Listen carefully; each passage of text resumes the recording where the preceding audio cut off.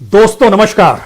24 घंटे से ज्यादा का वक्त बीत चुका है महंत नरेंद्र गिरि की मौत को लेकर, लेकिन यह सुसाइड है या हत्या हुई है, इसको लेकर जो जो सवाल उठ रहे हैं वो सवाल राजनीति को कटघरे में खड़ा करते हैं, वो सवाल पुलिस को कटघरे में खड़ा करते हैं, वो सवाल बिल्डर लॉबी को कटघरे में खड़ा करते हैं, वो सवाल अखाड़ों के पास मौजूद अकूत संपत्ति को लेकर जो लूट है उसके मद्देनजर भी सारी परिस्थितियों को एक साथ कटघरे में खड़ा करते हैं। इसकी जांच कौन करेगा और क्या वाकई सच सामने आ पाएगा? क्योंकि जब बरस दर बरस आप पन्नों को पलटिएगा तो इन अखाड़ों के भीतर हिंसक परिस्थितियां पहले होती रही है, मौतें भी हुई हैं, जांच भी हुई है, लेकिन सामने कभी कुछ आ नहीं पाया। तो क्या महंत नरेंद्र गिरि की मौत और उसके पीछे की परिस्थितियां वाकई किसी रिपोर्ट के जरिए सामने आ जाएगी? यह सवाल तो है। यह सवाल इसलिए महत्वपूर्ण है क्योंकि मौजूदा वक्त में पुलिस ने जिन्हें गिरफ्तार किया और जो पूछताछ हो रही है वो अखाड़ों की संपत्ति को लेकर, उसकी लूट को लेकर, उसको बेचने और उसके जरिए पैसा बनाने कमाने की परिस्थितियों को लेकर हो रही है। और शायद उसके पीछे वो कौन सी लॉबी है जो इस रूप में पैसा चाहती है। राजनीति को लेकर बेचैनी अखाड़ों के मद्देनजर खुलकर सामने आई है। हर कोई जानता है कि राजनीति का रिश्ता धर्म तक कैसे पहुंचता है। हर कोई जानता है कि अखाड़ों के पास अगर इतनी बड़ी तादाद में संपत्ति की मौजूदगी है तो फिर राजनीति से ज्यादा संपत्ति कहीं खपती नहीं है। और अब तो उत्तर प्रदेश में चुनाव का वक्त भी है। चुनाव के वक्त बहुत पूंजी चाहिए, बहुत पैसा चाहिए, लेकिन ये सारे सवाल हैं। इन सवालों से हटकर हमें लगता है कि कुछ नए सवालों पर गौर करने की जरूरत है, क्योंकि 13 अखाड़े और अखाड़ा परिषद के अध्यक्ष के तौर पर महंत नरेंद्र गिरि हमेशा चाहते रहे कि अच्छे लोग महंत बने, अच्छे लोगों के पास अधिकार हो। ऐसा ना हो कि इस तरीके से अपराधी तत्व अखाड़ों में घुसते चले जाएं। इसीलिए अखाड़ा परिषद ने एक बार फर्जी बाबाओं की लिस्ट भी जारी की। एक वक्त अखाड़ा परिषद की तरफ से यह भी कहा गया जो भी महंत जिस भी अखाड़े से जुड़ेगा और जो भी महात्मा जिस भी अखाड़े से जुड़ेगा उसके पास आइडेंटिटी कार्ड होना चाहिए, उसका अता पता की जानकारी पूरी होनी चाहिए, यानी फर्जी लोग दाखिल ना हो जाएं। और इन सब के साथ हर अखाड़े को अपनी संपत्ति की जानकारी देनी होगी और उस संपत्ति के जरिए उसको संरक्षित कैसे किया जाए इसकी व्यवस्था भी की जाएगी। और ये सारी चीजें खुद जिस अखाड़े के वह संरक्षित थे, यानी महंत नरेंद्र गिरि जिस अखाड़े के संरक्षित थे वह निरंजन अखाड़ा था, बागदंबरी गद्दी थी वह। और जिस शख्स की गिरफ्तारी और जिस पे बार बार सुई उठ रही है उसके साथ जो विवाद था वह भी संपत्ति का विवाद था, जमीन का विवाद था, कुछ करोड़ का विवाद था, 40 करोड़ का विवाद। लेकिन बात 40 करोड़ की नहीं है। हमें लगता है एक चीज जान लीजिए, जो 13 अखाड़े देश भर में हैं उसमें 2 अखाड़े गुजरात से आते हैं, 1 अखाड़ा महाराष्ट्र से आता है, बाकी सारे 10 अखाड़े उत्तर प्रदेश में ही हैं। और उत्तर प्रदेश के भीतर ही इतनी बड़ी तादाद में मठ है, धर्मशालाएं हैं, मंदिर है, जमीन है।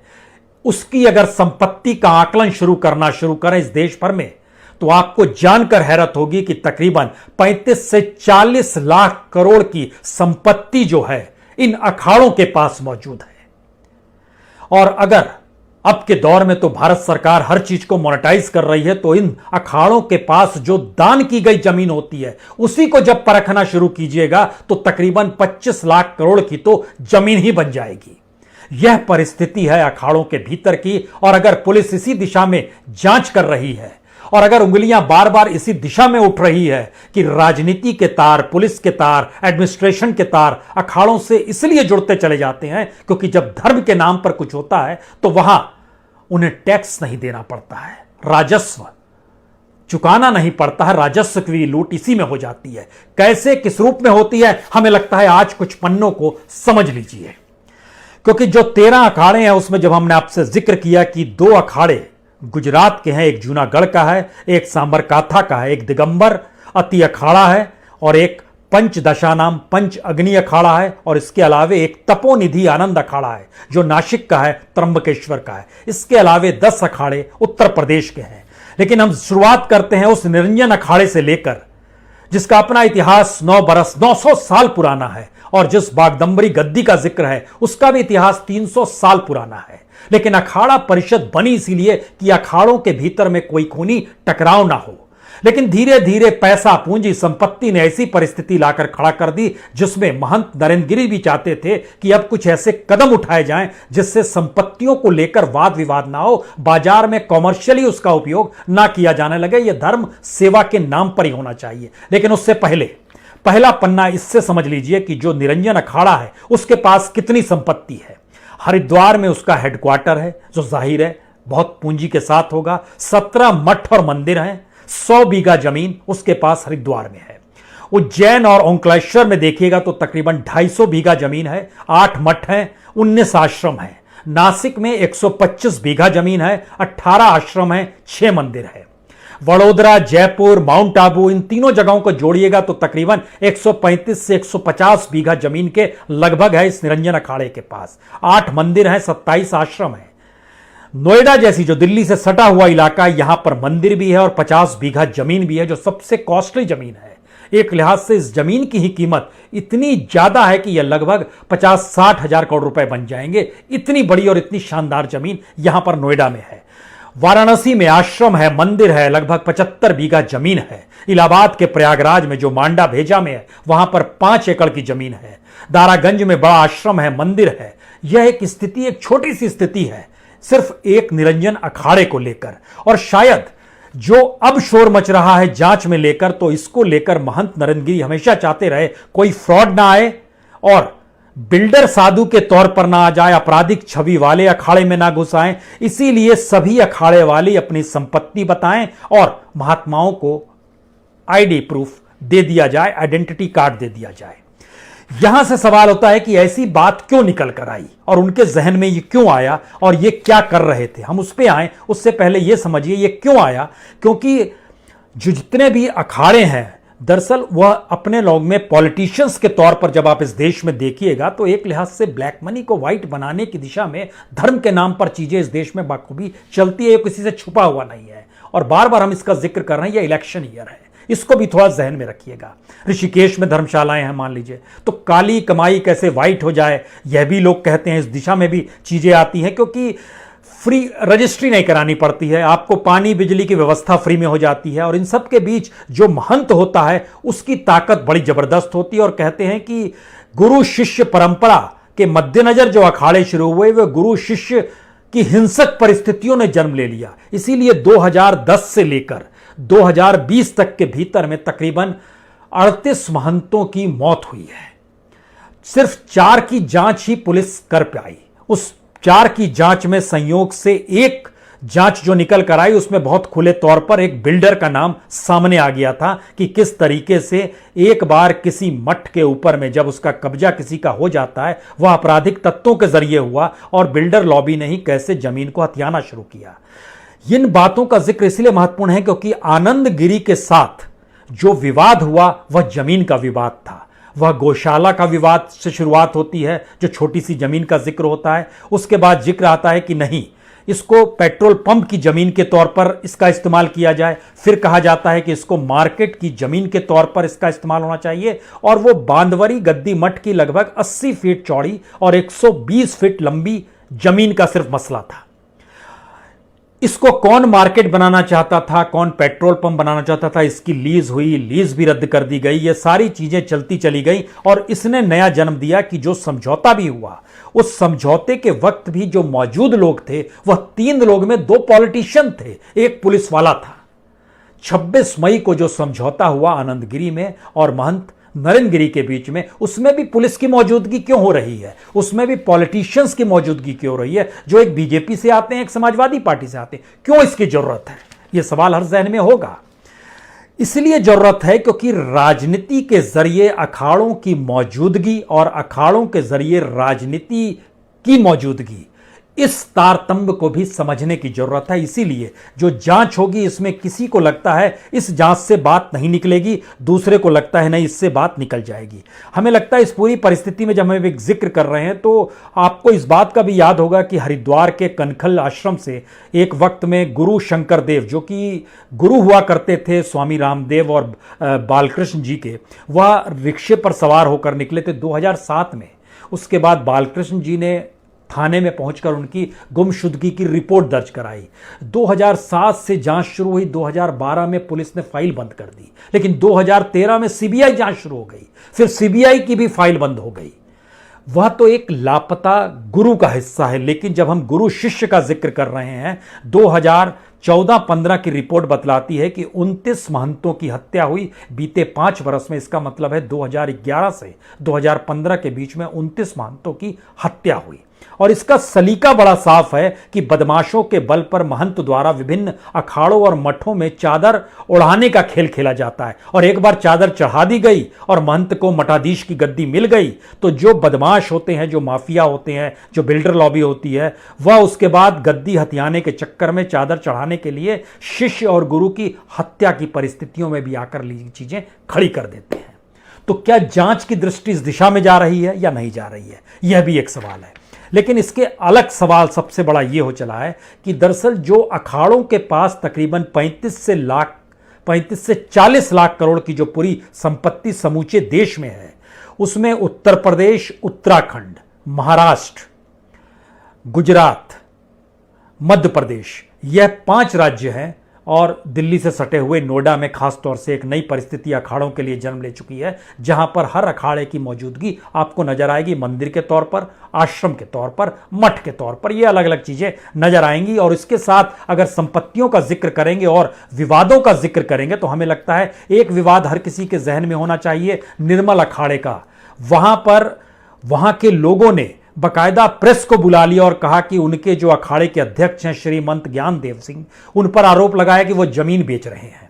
उन्होंने कहा हम नहीं बेच रहे हैं, जो सचिव है महंत बलवंत सिंह वह बेच रहा है, उसको हम हटा देते हैं। तो इनके लोगों ने कहा हम नहीं बेच रहे हैं बल्कि वो बेच रहे हैं। ये सारी चीजें लगातार चलती रही और जांच की विषय के तौर पर चीजें आगे बढ़ती रही, बरसों बरस तक चलती रही, लेकिन निकला कुछ भी नहीं। अगला सवाल यह है कि इन सब के साथ जो अलग अलग अखाड़े काम कर रहे थे, उनके जब डॉक्यूमेंट्स हमने निकालना शुरू किया तो जैसे जूना अखाड़ा का, वहां पर जो जमीन थी उस पे तीर्थ यात्री, साधु, धार्मिक, उसके लिए जमीन दी गई कि आप इन्हें निःशुल्क लोग ठहर सकें, लेकिन उन्होंने कॉमर्शियल गेस्ट हाउस में चीजों को तब्दील कर दिया। यह मामला भी निकल कर आया। खासतौर से जूना अखाड़ा में जो माया देवी मंदिर है, उसके ठीक सामने जो दान की जमीन थी, उस पर बहुमंजिला इमारत या बहुमंजिला इमारत का एक अपार्टमेंट बन गया जो कॉमर्शियली सेल किया जाने लगा। उसके अलावे जो बिल्डिंग्स बनाई जाती है उसमें रजिस्ट्री से बचने के लिए, यानी स्टेट गवर्नमेंट को राजस्व का चूना भी लगता है। इसमें सरकार इस पे भी ध्यान नहीं दे पाई और उसको किराएदारी दे दी जाती है। आपको जैसे किराएदारी खरीदनी होगी, लेकिन आप एक पीरियड के बाद बोलेंगे अब हम किराएदारी छोड़ रहे हैं, किसी दूसरे को देना चाहते हैं, तो वह उस अखाड़े के सीनियर मोस्ट महंत के हाथ में होता है। उससे फिर वो पैसा लेगा, उसको किराएदारी देगा और वो बरसों बरस या कहें आजन्म के लिए होती है। ये चीजें चलती रहती है। इसी तरीके से जो इलाका है हरिद्वार के भीतर में कनखल का, उसमें महानिर्वाणी अखाड़ा जो है, वहां पर महंत सुधीर गिरी की हत्या हुई थी। उस हत्या के पीछे बिल्डर लॉबी कैसे काम कर रही थी, पुलिस ने इस हत्या के दोषियों को पकड़ लिया था।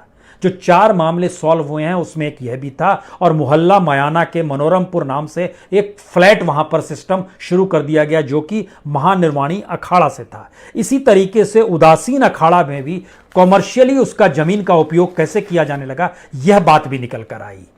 ये सारी परिस्थितियां बतलाती हैं कि क्या वाकई जो सुधार चाहते थे महंत नरेंद्र गिरी, उस सुधार को रोकने के लिए ये सारी चीजें डेवलप हो रही थी, या फिर इसके पीछे तत्काल में वो पूंजी और पैसा शिफ्ट होने की बात थी। क्योंकि आनंद गिरी जब जुड़े तो वह सन 2000 में जुड़े थे, जिनको अब गिरफ्तार किया गया है।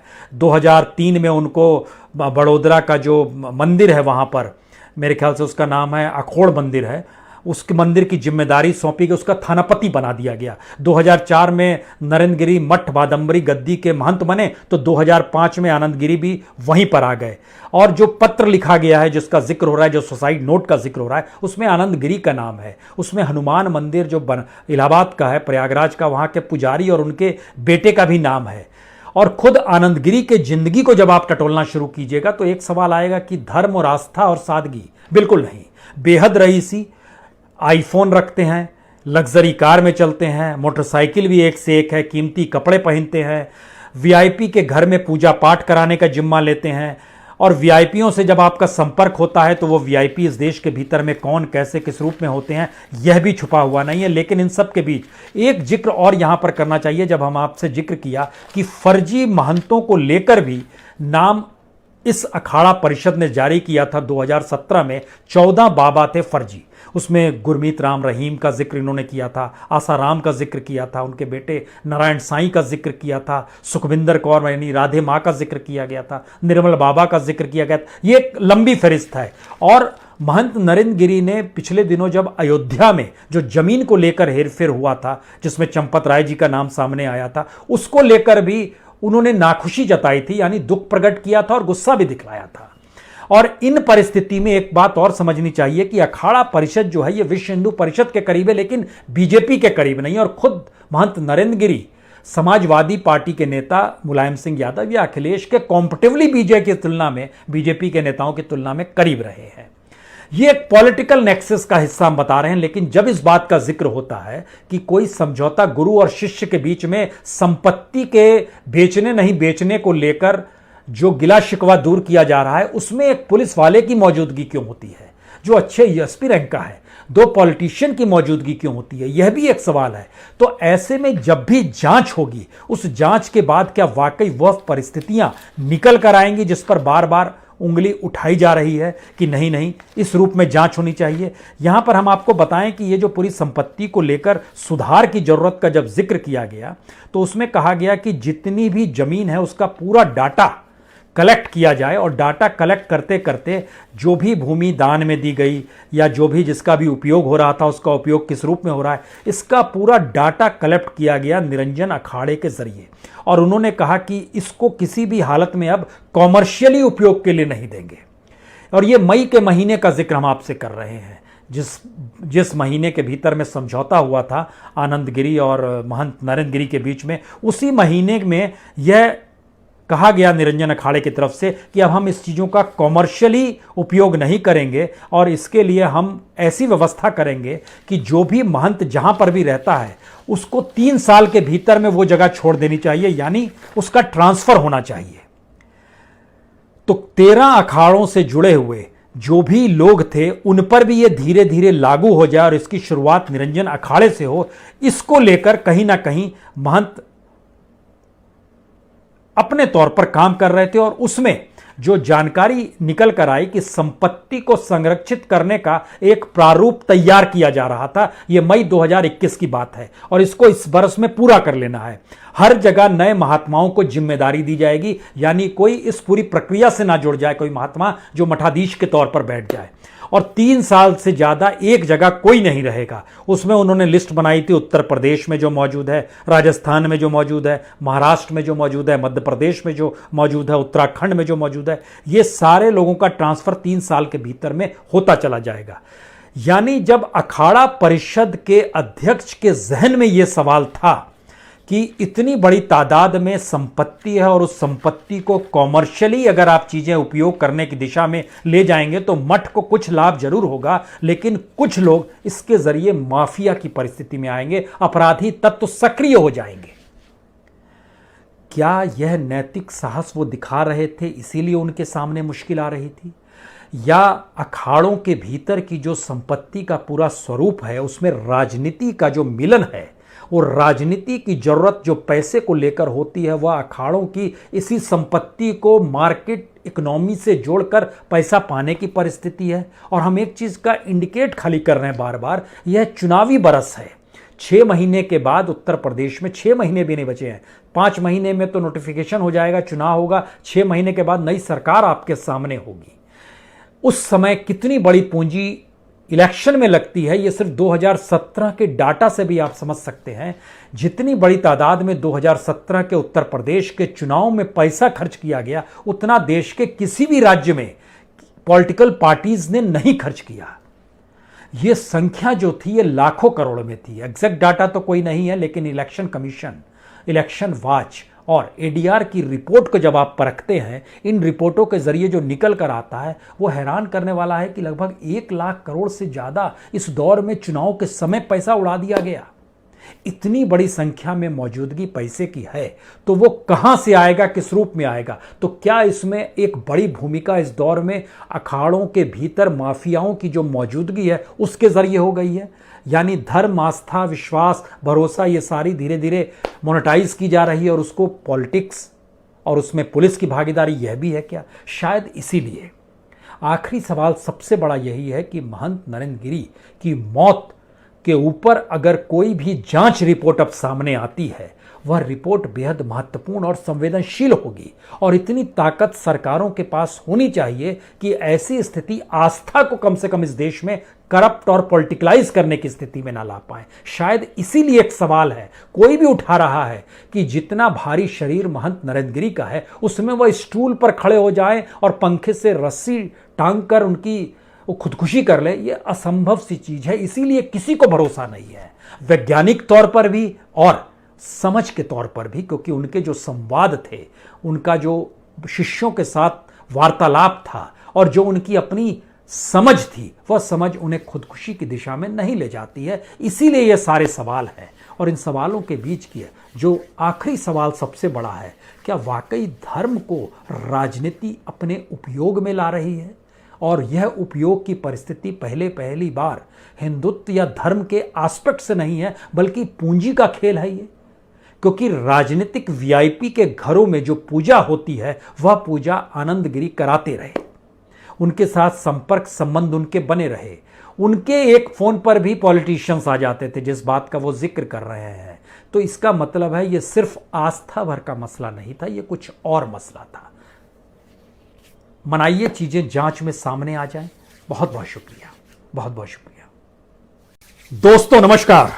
24 घंटे से ज्यादा का वक्त बीत चुका है महंत नरेंद्र गिरी की मौत को लेकर, लेकिन यह सुसाइड है या हत्या हुई है, इसको लेकर जो जो सवाल उठ रहे हैं वो सवाल राजनीति को कटघरे में खड़ा करते हैं, वो सवाल पुलिस को कटघरे में खड़ा करते हैं, वो सवाल बिल्डर लॉबी को कटघरे में खड़ा करते हैं, वो सवाल अखाड़ों के पास मौजूद अकूत संपत्ति को लेकर जो लूट है उसके मद्देनजर भी सारी परिस्थितियों को एक साथ कटघरे में खड़ा करते हैं। इसकी जांच कौन करेगा और क्या वाकई सच सामने आ पाएगा? क्योंकि जब बरस दर बरस आप पन्नों को पलटिएगा तो इन अखाड़ों के भीतर हिंसक परिस्थितियां पहले होती रही है, मौतें भी हुई हैं, जांच भी हुई है, लेकिन सामने कभी कुछ आ नहीं पाया। तो क्या महंत नरेंद्र गिरी की मौत और उसके पीछे की परिस्थितियां वाकई किसी रिपोर्ट के जरिए सामने आ जाएगी? यह सवाल तो है। यह सवाल इसलिए महत्वपूर्ण है क्योंकि मौजूदा वक्त में पुलिस ने जिन्हें गिरफ्तार किया और जो पूछताछ हो रही है, वो अखाड़ों की संपत्ति को लेकर, उसकी लूट को लेकर, उसको बेचने और उसके जरिए पैसा बनाने कमाने की परिस्थितियों को लेकर हो रही है। और शायद उसके पीछे वो कौन सी लॉबी है जो इस रूप में पैसा चाहती है। राजनीति को लेकर बेचैनी अखाड़ों के मद्देनजर खुलकर सामने आई है। हर कोई जानता है कि राजनीति का रिश्ता धर्म तक कैसे पहुंचता है। हर कोई जानता है कि अखाड़ों के पास अगर इतनी बड़ी तादाद में संपत्ति की मौजूदगी है तो फिर राजनीति से ज्यादा संपत्ति कहीं खपती नहीं है। और अब तो उत्तर प्रदेश में चुनाव का वक्त भी है। चुनाव के वक्त बहुत पूंजी चाहिए, बहुत पैसा चाहिए, लेकिन ये सारे सवाल हैं। इन सवालों से हटकर हमें लगता है कि कुछ नए सवालों पर गौर करने की जरूरत है, क्योंकि 13 अखाड़े और अखाड़ा परिषद के अध्यक्ष के तौर पर महंत नरेंद्र गिरी हमेशा चाहते रहे कि अच्छे लोग महंत बने, अच्छे लोगों के पास अधिकार हो। ऐसा ना हो कि इस तरीके से अपराधी तत्व अखाड़ों में घुसते चले जाएं। इसीलिए अखाड़ा परिषद ने एक बार फर्जी बाबाओं की लिस्ट भी जारी की। एक वक्त अखाड़ा परिषद की तरफ से यह भी कहा गया, जो भी महंत जिस भी अखाड़े से जुड़ेगा और जो भी महात्मा जिस भी अखाड़े से जुड़ेगा उसके पास आइडेंटिटी कार्ड होना चाहिए, उसका अता पता की जानकारी पूरी होनी चाहिए, यानी फर्जी लोग दाखिल ना हो जाएं। और इन सब के साथ हर अखाड़े को अपनी संपत्ति की जानकारी देनी होगी और उस संपत्ति के जरिए उसको संरक्षित कैसे किया जाए इसकी व्यवस्था भी की जाएगी। और ये सारी चीजें खुद जिस अखाड़े के वह संरक्षित यानी महंत नरेंद्र गिरी जिस अखाड़े के संरक्षित थे वह निरंजन अखाड़ा था, बागदंबरी गद्दी थी वह। और जिस शख्स की गिरफ्तारी और जिस पे बार बार सुई उठ रही है उसके साथ जो विवाद था वह भी संपत्ति का विवाद था, जमीन का विवाद था, कुछ करोड़ का विवाद था, 40 करोड़ का विवाद। लेकिन बात 40 करोड़ की नहीं है। हमें लगता है एक चीज जान लीजिए, जो 13 अखाड़े देश भर में हैं उसमें 2 अखाड़े गुजरात से आते हैं, 1 अखाड़ा महाराष्ट्र से आता है, बाकी सारे 10 अखाड़े उत्तर प्रदेश में ही हैं। और उत्तर प्रदेश के भीतर ही इतनी बड़ी तादाद में मठ है, धर्मशालाएं हैं, मंदिर है, जमीन है, उसकी अगर संपत्ति का आकलन करना शुरू करें इस देश भर में तो आपको जानकर हैरत होगी कि तकरीबन 35 से 40 लाख करोड़ की संपत्ति जो है इन अखाड़ों के पास मौजूद है। और अगर अब के दौर में तो भारत सरकार हर चीज को मोनेटाइज कर रही है, तो इन अखाड़ों के पास जो दान की गई जमीन होती है उसी को जब परखना शुरू कीजिएगा तो तकरीबन 25 लाख करोड़ की तो जमीन ही बन जाएगी। यह परिस्थिति है अखाड़ों के भीतर की। और अगर पुलिस इसी दिशा में जांच कर रही है और अगर उंगलियां बार बार इसी दिशा में उठ रही है कि राजनीति के तार, पुलिस के तार, एडमिनिस्ट्रेशन के तार अखाड़ों से इसलिए जुड़ते चले जाते हैं क्योंकि जब धर्म के नाम पर कुछ होता है तो वहां उन्हें टैक्स नहीं देना पड़ता है, राजस्व चुकाना नहीं पड़ता है, राजस्व की लूट इसी में हो जाती है। कैसे किस रूप में होती है हमें लगता है आज कुछ पन्नों को समझ लीजिए। क्योंकि जो 13 अखाड़े हैं उसमें जब हमने आपसे जिक्र किया कि 2 अखाड़े गुजरात के हैं, एक जूनागढ़ का है, एक सांबरकाथा का है, एक दिगंबर अति अखाड़ा है और एक पंचदशा नाम पंच अग्नि अखाड़ा है और इसके अलावे एक तपोनिधि आनंद अखाड़ा है जो नासिक का है, त्र्यंबकेश्वर का है। इसके अलावे 10 अखाड़े उत्तर प्रदेश के हैं। लेकिन हम शुरुआत करते हैं उस निरंजन अखाड़े से लेकर जिसका अपना इतिहास 900 साल पुराना है और जिस बागदंबरी गद्दी का जिक्र है उसका भी इतिहास 300 साल पुराना है। लेकिन अखाड़ा परिषद बनी इसीलिए कि अखाड़ों के भीतर में कोई खूनी टकराव ना हो। लेकिन धीरे धीरे पैसा, पूंजी, संपत्ति ने ऐसी परिस्थिति लाकर खड़ा कर दी जिसमें महंत नरेंद्र गिरी भी चाहते थे कि अब कुछ ऐसे कदम उठाए जाएं जिससे संपत्तियों को लेकर वाद विवाद ना हो, बाजार में कॉमर्शियली उसका उपयोग ना किया जाने लगे। यह धर्म सेवा के नाम पर ही होना चाहिए। लेकिन उससे पहले पहला पन्ना इससे समझ लीजिए कि जो निरंजन अखाड़ा है उसके पास कितनी संपत्ति है। हरिद्वार में उसका हेडक्वार्टर है जो जाहिर है बहुत पूंजी के साथ होगा। 17 मठ और मंदिर हैं, 100 बीघा जमीन उसके पास हरिद्वार में है। उज्जैन और ओंकारेश्वर में देखिएगा तो तकरीबन 250 बीघा जमीन है, 8 मठ हैं, 19 आश्रम हैं। नासिक में 125 बीघा जमीन है, 18 आश्रम हैं, 6 मंदिर है। वडोदरा, जयपुर, माउंट आबू इन तीनों जगहों को जोड़िएगा तो तकरीबन 135 से 150 बीघा जमीन के लगभग है इस निरंजन अखाड़े के पास। 8 मंदिर हैं, 27 आश्रम हैं। नोएडा जैसी जो दिल्ली से सटा हुआ इलाका है यहां पर मंदिर भी है और 50 बीघा जमीन भी है जो सबसे कॉस्टली जमीन है। एक लिहाज से इस जमीन की ही कीमत इतनी ज्यादा है कि यह लगभग 50-60 हजार करोड़ रुपए बन जाएंगे। इतनी बड़ी और इतनी शानदार जमीन यहां पर नोएडा में है। वाराणसी में आश्रम है, मंदिर है, लगभग 75 बीघा जमीन है। इलाहाबाद के प्रयागराज में जो मांडा भेजा में है वहां पर 5 एकड़ की जमीन है। दारागंज में बड़ा आश्रम है, मंदिर है। यह एक स्थिति, एक छोटी सी स्थिति है सिर्फ एक निरंजन अखाड़े को लेकर। और शायद जो अब शोर मच रहा है जांच में लेकर, तो इसको लेकर महंत नरेंद्र गिरी हमेशा चाहते रहे कोई फ्रॉड ना आए और बिल्डर साधु के तौर पर ना आ जाए, आपराधिक छवि वाले अखाड़े में ना घुस आए। इसीलिए सभी अखाड़े वाले अपनी संपत्ति बताएं और महात्माओं को आईडी प्रूफ दे दिया जाए, आइडेंटिटी कार्ड दे दिया जाए। यहां से सवाल होता है कि ऐसी बात क्यों निकल कर आई और उनके जहन में ये क्यों आया और ये क्या कर रहे थे। हम उस पर आए उससे पहले ये समझिए ये क्यों आया। क्योंकि जो जितने भी अखाड़े हैं दरअसल वह अपने लोग में पॉलिटिशियंस के तौर पर जब आप इस देश में देखिएगा तो एक लिहाज से ब्लैक मनी को व्हाइट बनाने की दिशा में धर्म के नाम पर चीजें इस देश में बाखूबी चलती है, किसी से छुपा हुआ नहीं है। और बार बार हम इसका जिक्र कर रहे हैं, यह इलेक्शन ईयर है, इसको भी थोड़ा जहन में रखिएगा। ऋषिकेश में धर्मशालाएं हैं मान लीजिए, तो काली कमाई कैसे वाइट हो जाए यह भी लोग कहते हैं। इस दिशा में भी चीजें आती हैं, क्योंकि फ्री रजिस्ट्री नहीं करानी पड़ती है, आपको पानी बिजली की व्यवस्था फ्री में हो जाती है, और इन सब के बीच जो महंत होता है उसकी ताकत बड़ी जबरदस्त होती है। और कहते हैं कि गुरु शिष्य परंपरा के मद्देनजर जो अखाड़े शुरू हुए वे गुरु शिष्य की हिंसक परिस्थितियों ने जन्म ले लिया। इसीलिए 2010 से लेकर 2020 तक के भीतर में तकरीबन 38 महंतों की मौत हुई है। सिर्फ 4 की जांच ही पुलिस कर पाई। उस 4 की जांच में संयोग से एक जांच जो निकल कर आई उसमें बहुत खुले तौर पर एक बिल्डर का नाम सामने आ गया था कि किस तरीके से एक बार किसी मठ के ऊपर में जब उसका कब्जा किसी का हो जाता है वह आपराधिक तत्वों के जरिए हुआ, और बिल्डर लॉबी ने ही कैसे जमीन को हथियाना शुरू किया। इन बातों का जिक्र इसलिए महत्वपूर्ण है क्योंकि आनंद गिरी के साथ जो विवाद हुआ वह जमीन का विवाद था। वह गौशाला का विवाद से शुरुआत होती है, जो छोटी सी जमीन का जिक्र होता है। उसके बाद जिक्र आता है कि नहीं, इसको पेट्रोल पंप की जमीन के तौर पर इसका इस्तेमाल किया जाए। फिर कहा जाता है कि इसको मार्केट की जमीन के तौर पर इसका इस्तेमाल होना चाहिए। और वो बांदवरी गद्दी मठ की लगभग 80 फीट चौड़ी और 120 फीट लंबी जमीन का सिर्फ मसला था। इसको कौन मार्केट बनाना चाहता था, कौन पेट्रोल पंप बनाना चाहता था, इसकी लीज हुई, लीज भी रद्द कर दी गई। ये सारी चीजें चलती चली गई और इसने नया जन्म दिया कि जो समझौता भी हुआ उस समझौते के वक्त भी जो मौजूद लोग थे वह 3 लोग में 2 पॉलिटिशियन थे, एक पुलिस वाला था। 26 मई को जो समझौता हुआ आनंदगिरी में और महंत नरेंद्र गिरी के बीच में, उसमें भी पुलिस की मौजूदगी क्यों हो रही है, उसमें भी पॉलिटिशियंस की मौजूदगी क्यों हो रही है, जो एक बीजेपी से आते हैं, एक समाजवादी पार्टी से आते हैं, क्यों इसकी जरूरत है? यह सवाल हर जहन में होगा। इसलिए जरूरत है क्योंकि राजनीति के जरिए अखाड़ों की मौजूदगी और अखाड़ों के जरिए राजनीति की मौजूदगी, इस तारतम्य को भी समझने की जरूरत है। इसीलिए जो जांच होगी इसमें किसी को लगता है इस जांच से बात नहीं निकलेगी, दूसरे को लगता है नहीं इससे बात निकल जाएगी।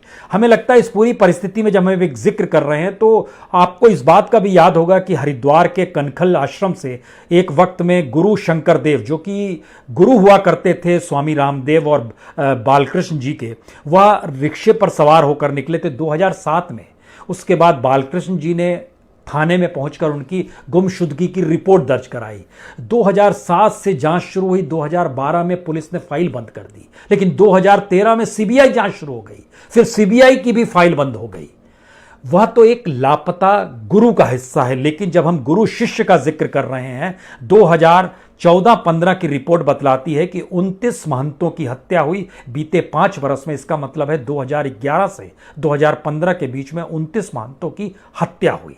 और इसका सलीका बड़ा साफ है कि बदमाशों के बल पर महंत द्वारा विभिन्न अखाड़ों और मठों में चादर उड़ाने का खेल खेला जाता है। और एक बार चादर चढ़ा दी गई और महंत को मठाधीश की गद्दी मिल गई तो जो बदमाश होते हैं, जो माफिया होते हैं, जो बिल्डर लॉबी होती है, वह उसके बाद गद्दी हथियाने के चक्कर में चादर चढ़ाने के लिए शिष्य और गुरु की हत्या की परिस्थितियों में भी आकर चीजें खड़ी कर देते हैं। तो क्या जांच की दृष्टि इस दिशा में जा रही है या नहीं जा रही है, यह भी एक सवाल है। लेकिन इसके अलग सवाल सबसे बड़ा यह हो चला है कि दरअसल जो अखाड़ों के पास तकरीबन 35 से 40 लाख करोड़ की जो पूरी संपत्ति समूचे देश में है, उसमें उत्तर प्रदेश, उत्तराखंड, महाराष्ट्र, गुजरात, मध्य प्रदेश, यह 5 राज्य हैं।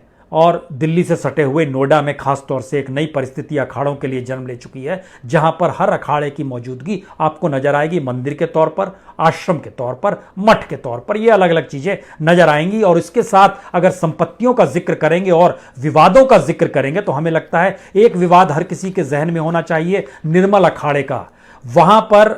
वहां के लोगों ने बकायदा प्रेस को बुला लिया और कहा कि उनके जो अखाड़े के अध्यक्ष हैं श्रीमंत ज्ञानदेव सिंह, उन पर आरोप लगाया कि वो जमीन बेच रहे हैं। उन्होंने कहा हम नहीं बेच रहे हैं, जो सचिव है महंत बलवंत सिंह वह बेच रहा है, उसको हम हटा देते हैं। तो इनके लोगों ने कहा हम नहीं बेच रहे हैं बल्कि वो बेच रहे हैं। ये सारी चीजें लगातार चलती रही और जांच की विषय के तौर पर चीजें आगे बढ़ती रही, बरसों बरस तक चलती रही, लेकिन निकला कुछ भी नहीं। अगला सवाल यह है कि इन सब के साथ जो अलग अलग अखाड़े काम कर रहे थे, उनके जब डॉक्यूमेंट्स हमने निकालना शुरू किया तो जैसे जूना अखाड़ा का, वहां पर जो जमीन थी उस पे तीर्थ यात्री, साधु, धार्मिक, उसके लिए जमीन दी गई कि आप इन्हें निःशुल्क लोग ठहर सकें, लेकिन उन्होंने कॉमर्शियल गेस्ट हाउस में चीजों को तब्दील कर दिया। यह